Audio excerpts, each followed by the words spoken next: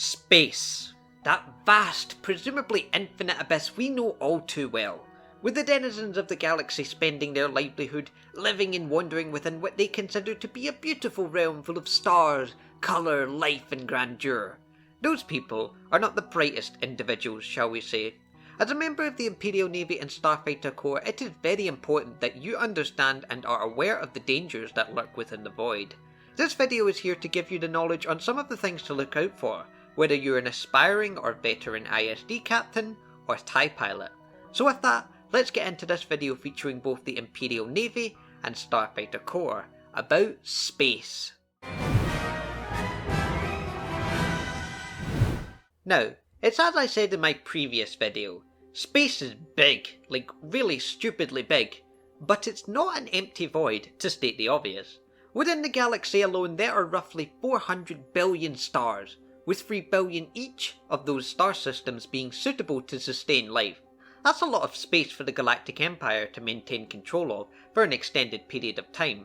So as the captain of a Star Destroyer or pilot within a TIE Fighter squadron, you must understand just what the cosmos is capable of when it comes to demonstrating its power through the celestial objects that reside within it. These objects which you can encounter anytime, anywhere, presenting dangers and threats that you should be equipped and ready to handle should they present themselves.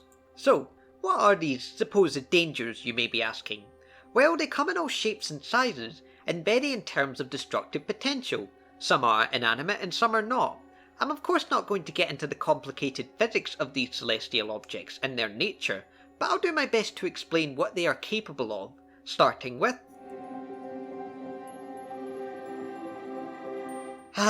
the stars. These giant spheres of hydrogen and helium bathe the void with their ever-present radiance, but do not be fooled by their glistening beauty. Up close they can be very dangerous, with some stars possessing a high gravitational pull capable of reeling in an unsuspecting ISD or TIE fighter that just happens to get in a bit too close. Stars are easy to spot and relatively simple to navigate around, emitting light that can travel light years, but not all stars are the same. They come in different sizes, with the supergiant stars being the biggest. These stars are nearing the end of their existence, and are about to undergo a process which we shall get into in a moment. The smallest stars being red dwarfs, stars which have shed their outer layers, leaving them as husk of what they once were, which is a very simplified explanation. Now, stars are dangerous, with varying levels of volatility and unpredictability, but crashing into them is not the danger that you should be worried about. Instead, what you have to look out for is supernovas. Supernovas are some of the most destructive events throughout the cosmos, which occur when the supergiant stars can no longer produce enough fuel to sustain themselves, and as such, the intense gravity that the star emits begins to collapse the star down into a point smaller than even the smallest of mouse droids, so very small, after which the star is violently expanded back outwards in an explosion that stretches for many millions of parsecs and light years over time. Supernovas are fairly rare, but can happen. If a supernova is to occur, it is likely that the built-in systems within your Star Destroyer would be able to detect it in advance. If that is the case, make preparations to abandon and evacuate the star system when the supernova will occur. Timing is everything, so ensure you have enough time to do so if you're conducting operations within these systems. After a supernova, because it couldn't get any more nuts, there is one dangerous object that can be created as a result: a neutron star. Neutron stars are created due to the extreme gravitational forces inflicted upon the star's core during a supernova, turning it into a neutron star, the outer layers being ejected during the supernova and leaving the core behind. These stars are extremely dense, with a very high gravitational field. As such, it is mandated that you maintain a safe distance from these objects, as they will tear your ISD or TIE fighter apart in a matter of mere seconds with ease, stretching them into a thin line of atoms to continue to fuel the neutron star's tirade throughout the galaxy. But these are not the only objects with deadly gravitational properties. Black holes are also a byproduct of a dying star.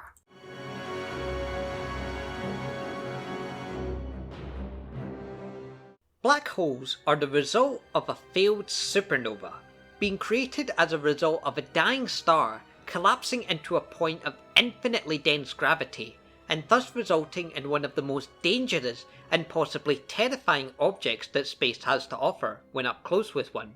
They also may or may not have a connection to the dark side of the Force, so as such, it is imperative that your ISD or TIE Fighter should maintain a safe distance from these objects, as falling into one, well, let's just say that there isn't much external forces can do to help if that happens. The point of no return when entering a black hole is called the event horizon. This is the point where gravity becomes so strong that not even light can escape, so even your ship's hyperdrive cannot save you past this point. But entering a black hole is not the only danger they pose.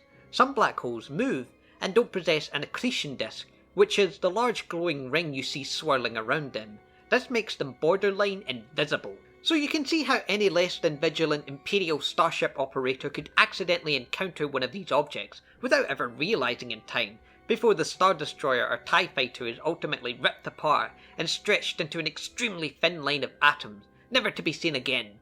Doesn't sound like an appealing death, does it? So stay wary out there. Black holes possess properties which ultimately are beyond the comprehension of our feeble minds. One such property being that should you find yourself entering a black hole, well, you can expect time to slow down as you approach and enter the event horizon. Once past that, your what would be at that point lifeless corpse would watch as the universe would move forward in time many hundreds if not millions of years in the blink of an eye, in a very lonely and rather grisly death. This is because due to gravitational time dilation, time slows down the closer you are to the black hole, so to an outside observer, you would look like you fell into the black hole and then just completely stopped, frozen in time until, well, the end of time.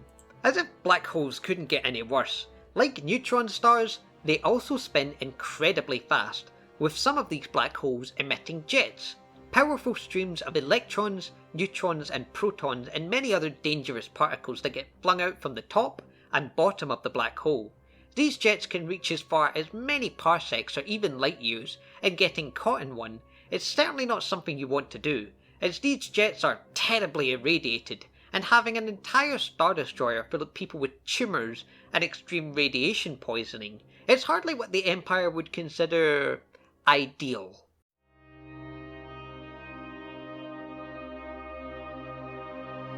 Space isn't the domain to just the inanimate.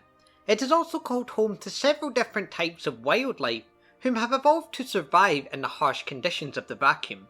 In this next part we shall cover a select few, with the first example being the ever annoying purgles, which are essentially large hyperspace traversing whales, typically stretching up to 38 meters in length.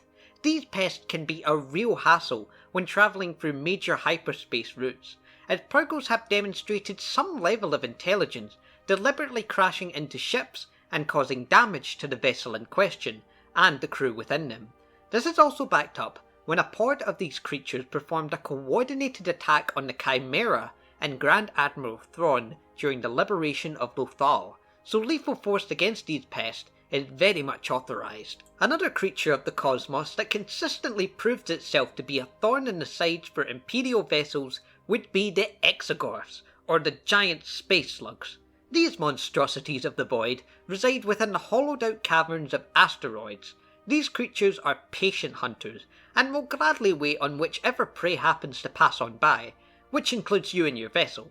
Some of these exogorths can grow up to lengths of 900 meters, meaning that they are certainly capable of swallowing an ISD model whole, so it is advisable to operate away from asteroid fields if possible, to avoid having your ship eaten by these space slugs. Of course, weapons are a supposedly suitable deterrent for these pests, but keep in mind you will have their blubbery hide to contend with when doing so. Another creature not as big as the exogorths or purgles would be the Minox. These winged parasites come in great swarms and are capable of draining the energy supply of starships, as that is what they require for sustenance.